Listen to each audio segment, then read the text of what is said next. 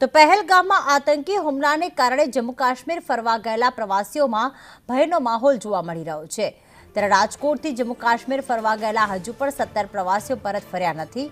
શ્રીનગરમાં હોટેલમાં જ ફસાયેલા રાજકોટના પ્રવાસીઓ પરત ફરે અને તમામને તેમની અનુકૂળતા મુજબ ફ્લાઇટ સહિત અન્ય સગવડતાઓને ધ્યાનમાં લઈને રાજકોટ વહીવટીતંત્ર સતત પ્રવાસીઓના સંપર્કમાં છે।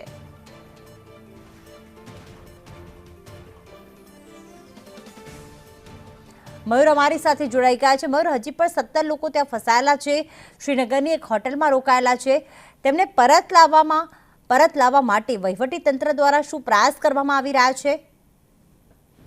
રાજકોટમાં જે જમ્મુ કાશ્મીર ફરવા ગયેલા હજુ પણ 17 પ્રવાસીઓ જે છે તે પરત ફર્યા નથી। પહેલગામમાં જે આતંકી હુમલો થયા બાદ જમ્મુ કાશ્મીરની જે સ્થિતિ છે તેમને લઈને તેઓ હજુ પણ હોટેલમાં ફસાયેલા છે।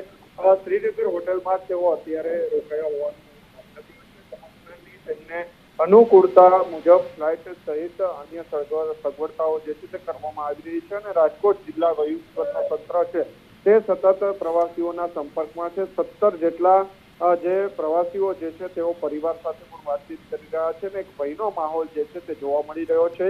કુલદીપસિંહ નકુમ, રુચિ નકુમ, રાજદીપસિંહ વાઘેલા, વૈશાલીબા વાઘેલા, જગદીશ પારેખ, નીતાબેન પારેખ, મહેન્દ્રભાઈ મહેતા, મયુરબેન મીરાવ અને કિંજલબેન સહિતના 17 લોકો જે છે તેઓ હાલ શ્રીનગરની અંદર ફસાયેલા છે અને તાત્કાલિક અસરે તેમને અહીંયા રાજકોટ લઈ આવવામાં આવે તે પ્રકારે વહીવટીતંત્ર કામ કરી રહ્યું છે।